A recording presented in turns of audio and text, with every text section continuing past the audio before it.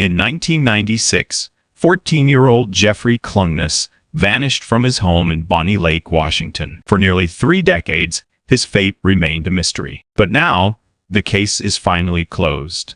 Jeffrey's mother, Susan Klungness, was brutally murdered in their home in March 1996. She died from multiple blunt force injuries. At the time, Jeffrey was nowhere to be found. His father was at work and authorities were left with more questions than answers. Then, in 2017, a breakthrough came. A fragment of a skull was discovered near Greenwater, Washington. This is a remote area on the way to Mount Rainier. 3 years later, DNA testing confirmed a connection to Jeffrey's half-sister. By 2021, forensic experts determined the remains belonged to Jeffrey Klungness. Earlier this month, the Pierce County Medical Examiner officially ruled his death a homicide. The cause of death was multiple blunt force injuries. This was the same fate as his mother nearly 30 years ago. So who was responsible? The sheriff's office now believes the killer was Martin Malcolm. Malcolm was reportedly seen at the Klungness home the day Susan was murdered. Witnesses later spotted him driving her vehicle. Jeffrey was in the passenger seat.